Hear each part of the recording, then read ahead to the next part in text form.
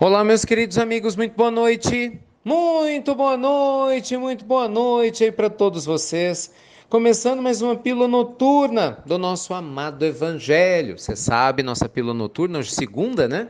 É para a gente poder conversar um pouco sobre as perguntas que vocês têm nos feito no nosso canal direto de comunicação com vocês, lá no Instagram, que é o insti.ricardomelo. Meus amigos, indo direto ao ponto, hoje eu queria responder as duas perguntas das nossas queridas Elis Cardoso e a Dani Duarte. A Elis fez a primeira pergunta para a gente dizendo assim: Ricardo, nada me faz feliz na vida, não consigo ter felicidade em absolutamente nada. Casamento, família, trabalho. Olha, eu acredito muito em Deus, mas também não sinto que Deus esteja a meu favor. Tudo que eu faço dá errado, Ricardo. Todos os meus planos de vida, como é que eu faço para mudar isso no meu coração? Elis, minha querida, primeira coisa, troca esse pessimismo pelo otimismo. Cuidado, nós atraímos aquilo naquilo que a gente vibra, né? Aonde nossa mente, o nosso coração estiver vibrando, mais ele vai atrair essa realidade. Lembra-se quando Jesus fala: onde estiver o vosso tesouro, lá estará o vosso coração. O que eu vejo, meus amigos, e com certeza eu também me incluo, sem dúvida alguma, no meio disso, é que muitas vezes a gente se esquece do passado. E ao se esquecer do passado, parece que os problemas que a gente vive no momento presente, eles vêm do nada, né? E a gente se sente às vezes revoltado, chateado, impaciente para dar tempo ao tempo para as coisas se resolverem.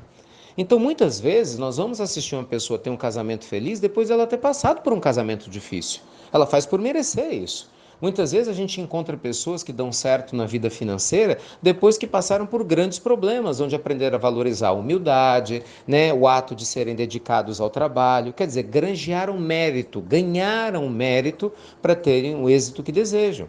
Não é? Algumas vezes a gente vê uma pessoa com uma vida saudável fisicamente, mas vai saber se numa existência anterior não se purificou de vários problemas físicos, né? Na realidade espirituais que se manifestaram no físico, para que agora reencarne bem. Então, Elis, a grande resposta que o Evangelho nos traz, minha querida, é que nada acontece por acaso. Então, troca a revolta pelo otimismo, é sério.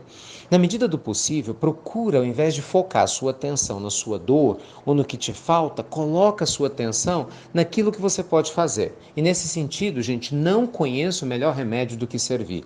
Trabalho voluntário mesmo, caridade e terapia sem dúvida nenhuma.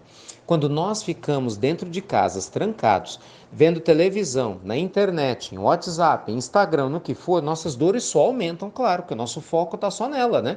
E a gente, para piorar, ainda só conversa com pessoas que também estão com dores. Aí um fala de um problema aqui, outro fala de um problema acolá, fala que não é assim.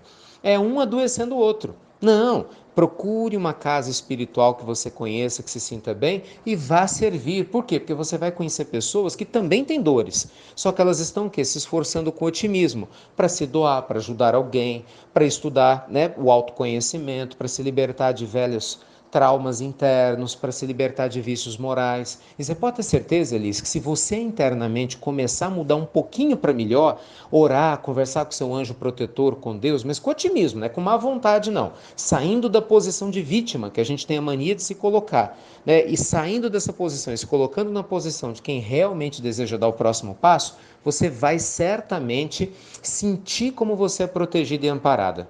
Porque, gente, nenhum de nós está sozinho no mundo, nunca vamos estar. A bondade divina sempre nos rodeia, sempre cuida de nós. Você acha que Deus, o Senhor da vida que criou universos infinitos, realidades paralelas, o Senhor da vida que tem esse carinho, esse cuidado com a existência humana e ia permitir que a gente reencarnasse e ficasse jogado ao léu? Gente, chega a ser um pensamento infantil de todos nós, né? Claro que não. Então vamos elevar nossa vibração, Elis querida, para que a gente possa com certeza sentir a bondade divina mesmo no meio da dor, mesmo no meio dos grandes desafios. Nesse sentido, a fé e a caridade terapia, gente, creiam nisso ou não, faz uma diferença enorme. A Dani, gente, ela fala que é médium vidente desde pequena, né? Só que ela não sabe o que ela faz com essa característica mediúnica, porque ela diz que não consegue ajudar ninguém. Ela diz que os espíritos aparecem para ela, né, depois de algum tipo de acontecimento, mas que ela não sabe exatamente o que fazer para ajudar. Ela diz que já tentou parar de ver, mas não consegue e quer saber qual a finalidade da vidência. Meu anjo, primeira coisa que você tem que ter em mente, minha querida, a mediunidade não é doença. Gente, eu vejo muitas pessoas falando isso, tire isso de mim, né? Eu não quero escutar, eu não quero ver. Gente, não funciona assim. Isso não é uma doença que você tira, isso é uma característica que nós trazemos ao reencarnarmos, que está ligado ao nosso perispírito. A mediunidade não é uma coisa que você faz um curso para ser médium, isso não existe, né? Nós trazemos essa característica no perispírito e ele vai se desenvolvendo de acordo com a nossa necessidade em uma época da vida. O tipo de mediunidade ou mediunidades específicas que a alma necessite trabalhar aqui na Terra.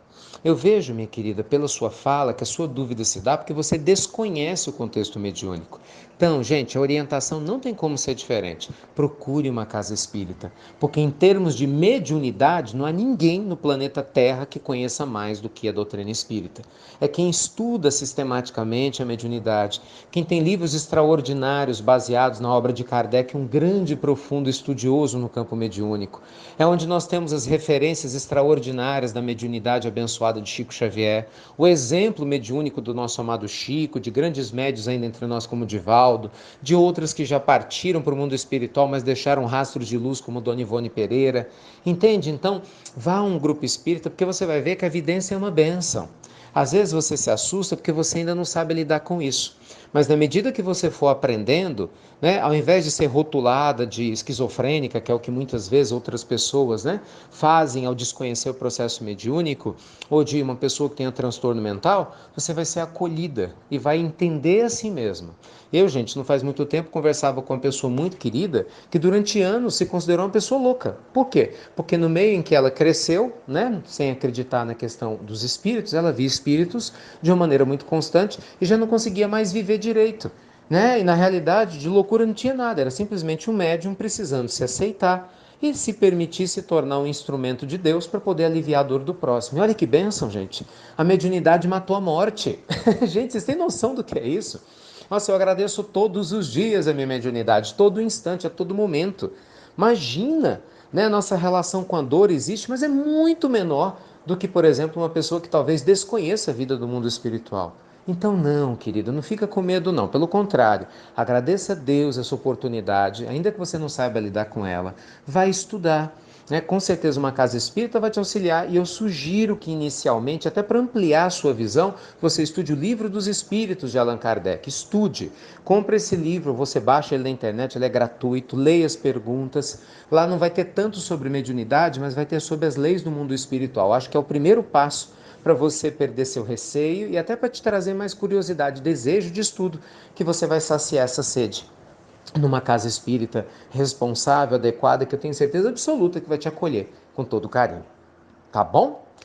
Meus amigos, espero que de alguma forma essas respostas tenham ajudado a vocês também, né? A clarear um pouco mais a ideia. E o processo é esse, né? Nada ocorre ao acaso, a gente está crescendo espiritualmente à medida que o tempo passa. E quanto mais a gente desperta, né?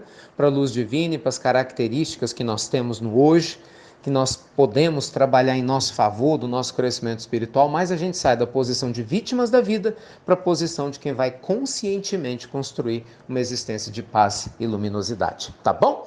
Então, luz para todos vocês. Lembrando que você pode e deve enviar a sua pergunta no Instagram, inst.ricardomelo. Até breve, meus queridos amigos. Até muito, muito breve.